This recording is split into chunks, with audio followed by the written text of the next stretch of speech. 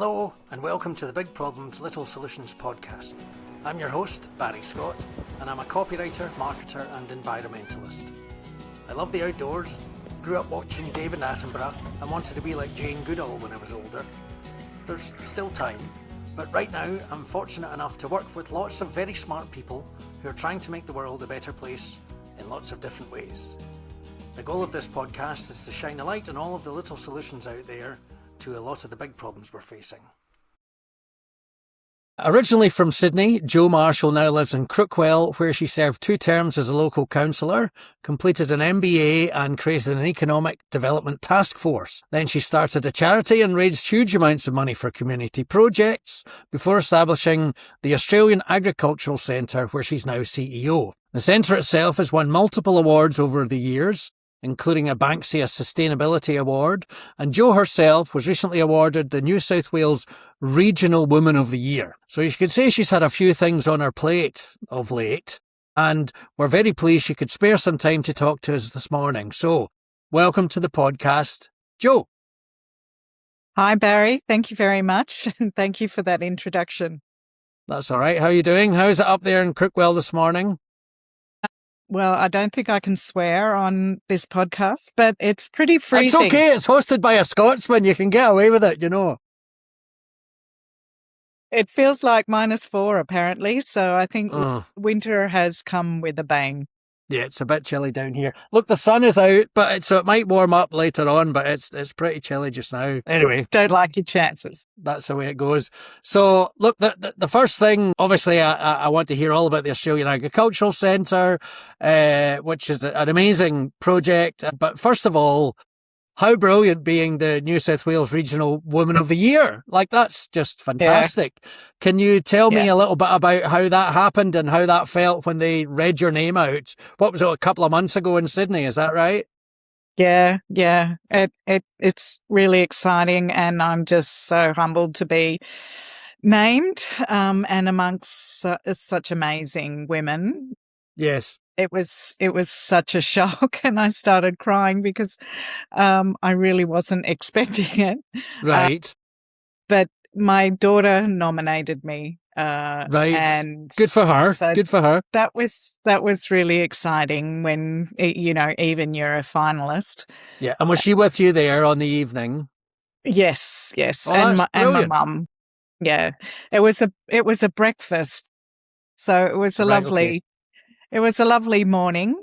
Yes. But what was exciting was seeing, the amazing new ones to watch. These youngsters that are doing amazing things in their community. At that age, I was jumping in the pool and playing hide and seek around the street. I wasn't doing community impact then. Yes. So it's great to see what's coming for the future. But the whole process with Women for New South Wales was amazing, and it was so well organised. They were in touch with you the whole way along, and you were given brief after brief of what was going to happen. But the whole thing was just an amazing morning. We had the beautiful breakfast over at Darling Harbour, and then we went to the Governor's house, which if you haven't been... Oh, no, I haven't. No, I haven't had an invite from the Governor yet. They're open on a Sunday. I think it's maybe one Sunday a month. But you can go and walk around the grounds and just enjoy the place. And it's absolutely beautiful. Yeah. Right. Lovely. Well, that's great. So, and look, the Governor's house, but there must be other doors that are opening for you and for the Ag Centre now that you've got this achievement, presumably. And we can get onto the Ag Centre, we hope, but surely that must help. Yeah, it certainly does. I haven't really been able to get through the door before then. Please note, everybody listening right now, open those doors, thank you. That's right. We're looking at the future generation, so all the doors should be open with the Ag Centre. But yes, we're arranging meetings, and the cooperation and collaboration is much more forthcoming now. Great. Okay, well, we'll get onto that in a minute, but so first of all, I'm always curious as to sort of people's circuitous journeys to get to where they are. So look, I know you didn't grow up in the countryside. You're from Sydney originally. So can you tell me how you ended up living in Crookwell? Or, I mean, maybe that's too long a story, but yeah, the abridged version, perhaps. I don't know. It is a long story, but essentially, I was living overseas. We were looking for a farm, and the farm that we found was in a little village called Biggar, Bigga, not Biggar. Yeah. Yes, not with the And cheese. No. No. And it was a beautiful old 1850s home, of which we renovated the property as well. Lovely. So yeah, I lived out there for 10 years, and then we had to sell that, but I'm now in town. We're a townie in Crookwell. Right. So yeah, I've lived both lives of regional living, out on a remote property and being in a rural town. Yes. And look, it seems as if when you were living out in Crookwell and living in the regions that you ended up getting involved in community service quite a bit, and you served a couple of terms as a local councillor. How did that all come about? Yeah, so I've been an entrepreneur, I think, my whole life. But Right. when I was out on the property, my neighbour, I organised a charity walk because there were 13 people in my direct association that were suffering from cancer or had passed. Okay. And I decided to do a charity walk for the carers because my mum had had a bad accident, and I noticed how much impact that had on my dad as a carer. Mm. And the people who are suffering, they are looked after. They've got the nurses, they've got their circle of care around them, but the carers don't necessarily have that. I organised a charity walk, and over 3 or 4 events, we raised about $50,000, which stayed in our community and was managed by the Crookwell Community Trust, and is divvied up to people who are in need in our community. But after that, my neighbour saw that, I was invested in community, and he actually suggested that I run for council because a lot of councils in the country are run by community people. It's not a political stance. It's just people who are interested in helping their patch, basically.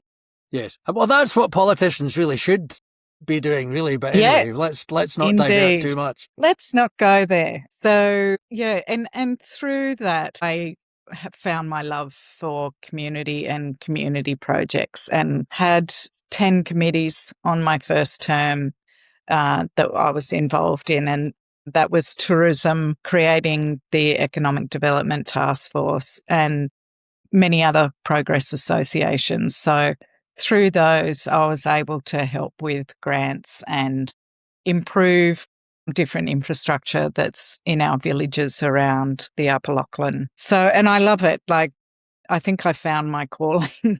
Great. And it's hard to say no of, where you can help and try and improve your community, because if you don't stand up and be counted, then, nothing gets done. So many regional communities and rural communities are supported by the residents and only facilitated through, philanthropic funding or government funding. It comes from the community, the development and things like that. Yes, fantastic. So you got embedded into the community, and then how did that end up turning into, where did you get the idea for what's turned out now to be the Australian Agricultural Centre? How did that evolve? Well, that came from Please tell me it was in a pub one evening over a glass of wine. That's where a lot of the best ideas come from. No. No, okay. Oh, well, fine. But it probably would have, been more enjoyable. I don't know. Right. It was over a cup of tea and a slice of cake, so that's fair enough. That's all right. That's good. Yeah. Yes. Yeah. So a family friend had a vision for an agricultural centre for a number of years. And I got talking to him one day because I could see that, the generation was leaving the land at that time. It's sort of turned now, and you couldn't get workers for your farm. So he presented me with, all his research that he had done over the time and just said, here you go, run with it. And so I started my journey in 2014 of talking to government and going around to schools and industry to, research whether it would be supported. And I got an overwhelming yes. So I started off, we put together a feasibility study and, a presentation document, business plan, and started talking. But it has been really, really challenging. And I worked pretty hard with government to try and get support and funding for essentially what I wanted to build at the time was like a Questacon for ag. Right. So kids could come in and be interactive, but with agricultural products and processes.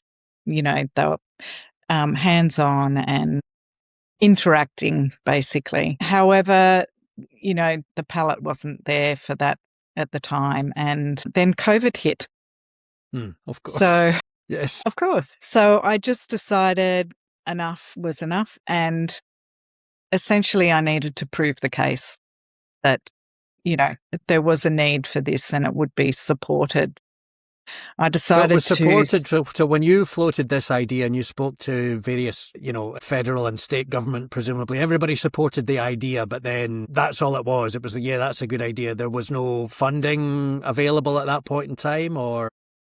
No, well, I applied, but essentially the feedback I got was, unless you can prove that it's going to be sustainable. Right, okay. With the ongoing operating costs, they were hesitant to provide, millions of dollars to build, okay, the centre. So then you had to go out and prove the case. Yeah. So I decided to do that with the infrastructure that we had, which is basically a shearing shed and a hay shed. Yeah. And, cattle yards, et cetera, et cetera. So we started our first, astronomical agriculture program, which is a primary school overnight camp out. Mm-hmm. Came up with the idea that it had to be, fun and exciting because kids had been stuck at home for a number of years and hadn't been out on excursions because of COVID. So we put together this program which showcased the regions basically. So had 20-inch telescope, and so they do stargazing. We work in with our local land council and do cultural learning and craft. And then we work with Crookwell STEM Centre of Excellence to deliver the curriculum side of things. Yep. And it went brilliantly. And we're luckily enough to get our first small grant from Foundation of Regional, Rural and Renewal. And they paid for our glamping yurts. Right. And they said, maybe you can raise some money by renting these out or whatever. Right, so, okay. Well, that's off. That's a start. Yeah, great. Yeah, it was. So we had that first event, and it's, we're 5-6 years down the track now, and AstroAg is a huge success. So it was also a time when I was running for council again, and I was talking in the Grab and Gullen pub to some people, and I was saying how hard it was to get shearers. So this was just after COVID. The New Zealand shearers weren't able to be over here, and we had a shortage in Australia. So we also came up with the Shearing Taster Days, which is part of our high school program to encourage the next generation of shearers. And we work I told you, good ideas always come out of pubs. I told you. You had to tie me back to the pub somewhere. Yeah. Well, yeah. So that's been highly successful and Yes. is still running to this date as well. And we work with Australian Wool Innovation for that. Yes. Fantastic. That's great. So I mean, how long ago was COVID now? That was 5 years ago. Yeah. And so it's just kind of grown from there. So what does the Ag Centre do now? Who does the Ag Centre help now, and what kind of problems are you solving? So the whole concept came together when I was researching whether people would support it. People who had come onto the land or lived in a regional area came about, who weren't born off the property, came about because of a grandparent's farm or a relative's farm or a friend's farm, and they'd had that experience. And that's essentially, my story as well. Is, my ex-neighbour from Sydney had a farm up in the New England, and we would go up to there for holidays and learn how to milk the cow and ride the horses and all that kind of thing. So, that was the story, that they needed that experience, and that's not happening much anymore. Our primary school program is built around that theory that if kids come out and have an amazing experience on a farm, they may consider those choices when they get into high school and maybe later in life to be part of the regions and the agricultural system. So that's essentially the astronomical agriculture, and the kids love it. They absolutely love it. The stories I get from parents and teachers, and even just the confidence and the capability that they go back with. And, we have schools that come each year because they just love the program. And then we have the high school taster days, which the shearing program is part of that. So essentially it's students that have chosen ag, have an interest in it, and we're helping them be exposed to real life agricultural careers. Yes. And it's as much as helping them, we have an ag vet program, and the veterinary degree is a long and expensive degree. So, you want to know that you want to do it before you step into it. So it's as much as validating what they want to do as exposing them to an opportunity. And I just had a teacher this week call me and tell me what an amazing impact the program has on their students. And unfortunately, he can't come this year, but he's absolutely gutted. So right. The feedback on the programs that we provide has been overwhelmingly, terrific. And then we have an adult program, which is upskilling and training. That has surprised me. Women in Ag program is part of that, and that's through capability and confidence building. Women who are generally on the land, we get from 18 to 70-year-olds who come out part of the program, and they just want to develop those skills for themselves. We're all busy these days. If they can put up the frame in the house instead of waiting for their husband, then it keeps everyone happy, doesn't it? That's brilliant. Well, and I guess if you're working on a farm, a lot of these things, I've never worked on a farm, so you just kind of learn things as you go. But if there's a program where you can do it and you say, look, this is the right way to do this and the right way to do that and all of these things, then that's fantastic. Yeah, that's great. So one of our, graduates has started her own ag business. It made her decide that it was definitely something for her. So that's a really good news story for us. But generally, the women just love that cohort, and then it creates a network for them as well, people who are like-minded. And yes, often, on a property on their own, they don't have that network. So it's a connectivity to, a network as well. But I've found that even kids who have grown up on the farm, they're looking for training. They're looking to do it, maybe their partner or their father showed them how to do things, but they don't feel confident or feel that it's the safest way to do it. So they want to come and learn from trainers. So that's been great. So one of the problems you said many years ago was that younger folks were leaving the regions and moving to the city, and then there was no talent, moving up to keep the agricultural sector going. And I know the agricultural centre in Australia is like the fourth largest, in the whole country. So it's fairly considerable. So you've been helping from that front. And then with the adult side of things, you've got your Women in Ag, but also other programs to help agricultural professionals, I guess, improve their skills or improve their knowledge. What are the other sorts of courses that you've got on that front? Well, our whole mission is to build the next generation of agriculturists to be sustainable and economical and environmental. So sustainable economically and environmentally. So we basically, run programs with that theme. Yes. So the primary school program is essentially the Astro Ag. The high school program, we do animal handling, ag vet, shearing, and basically we can create bespoke programs that help them tick off and facilitate their ability to deliver the cert in ag and the certain primary industries that they provide at the schools. Because the feedback when we did the research was that they may not have a tractor, or they may not have a school farm, or Daisy knows how to get into the yards. You don't even have to say anything. So having exposure to untrained animals, yes, is different to having, your mob that you handle every year. And so there's the other thing that happened was there was a great influx of agricultural teachers who don't have an agricultural background. Right.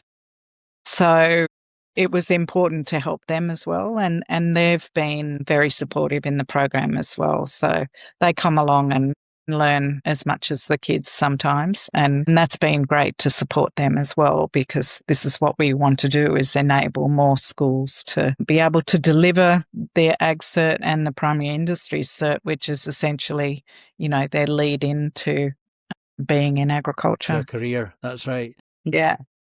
And look, you've got programs that cover the use of drones as well now, and even there's a one coming up with AI. Of course, there's nothing that's not touched by AI these days.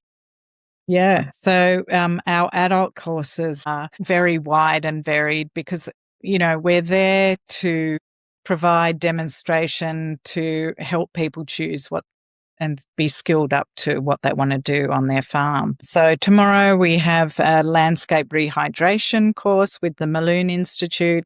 We have a drone course. We have the Women in Ag. We've got an AI in Ag course coming up that's going to be all around New South Wales. And essentially that's about the data that you can tap into to help you be more sustainable. There's been a lot in technology and infrastructure, but we're all learning, nobody did AI at school. So we're all learning how to get the best out of AI, and it should be a supportive tool for us all. And there's so much data that's been fed into the internet from climate stations, and that you can create like a digital twin of your property and help you make decisions on where to plant, what to plant, etc.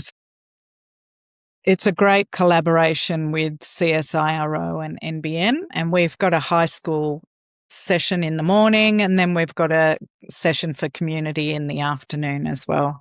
Yeah. As well as we do a novice shearing course and cattle handling.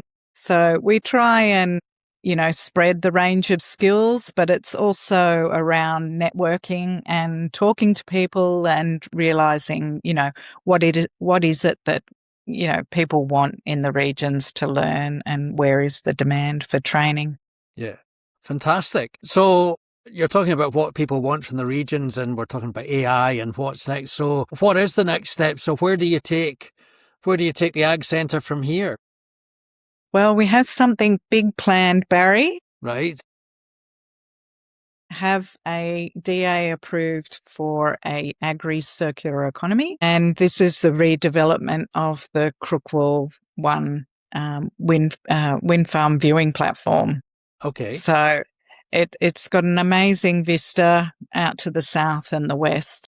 Yes. Where people can come and learn about our particular circular economy, which will evolve around a microbrewery and protected growing domes. Yes. And this sounds a wee bit like the Questacon for Ag idea, sort of, again, which is a great way of framing it. So, yeah. Yeah, well, people love hands-on learning, and you know as well as I do how much of a demand it is to come out to the regions and experience homegrown products.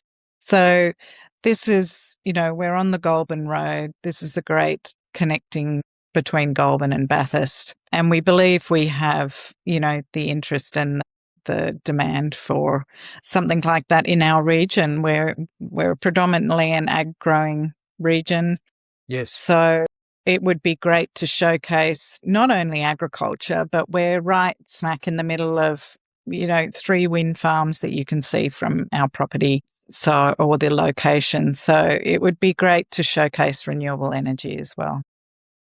Yeah, and the story out at Crookwell with renewable energy is a good one as well, because I believe that it was the first grid-connected wind farm in Australia. Is that right? I think out there at Crookwell? Yes, and that's on the Ag Centre property. Right. So we talk a lot to the students because the students want to know about it, and the teachers want to learn how kids can get into the industry. So there's no one place where you can feed that information to students and teachers. So yes, it would be a great showcase of that information as well. Well as sitting back on the deck and having the beer and, working which is if also you want nice. to.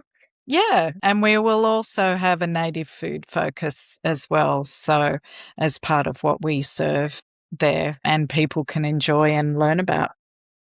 That sounds very exciting. When am I going to be able to take a trip up there and relax on this balcony and have a beer and watch the sun go down?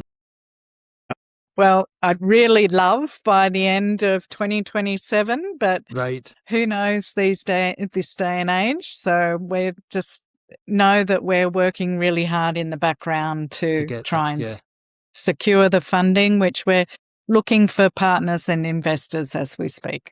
Yeah. Okay. Great. Well, if anyone's listening out and wants to get involved, then that's great. Look, I know agri-tourism is growing very much so as well. I'm based down here in the Southern Highlands, and there's so much agri-tourism going, and it's growing. So that sounds like a great idea. So, well, we have also a large market from Canberra that comes up.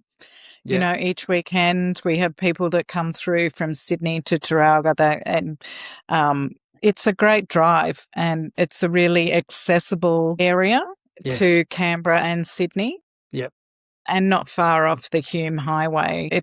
The Airbnbs are growing in the area. It's a beautiful place to come for the weekend or the week and just chill out. And I think we all started getting used to that with COVID. Just getting out of the cities and enjoying what's around us and the outdoors. So, yeah, I look forward to welcoming you there and serving your first beer. Sounds great. Yeah. Okay, well, listen, Jo, thank you very much. I know you've got 10 million things to do. Thanks for having the time to come and chat to us today, and best of luck, and I'll see you later. Cheerio. Thank you so much, Barry. Bye. Bye. Thanks again for watching, and don't forget to share these little solutions far and wide.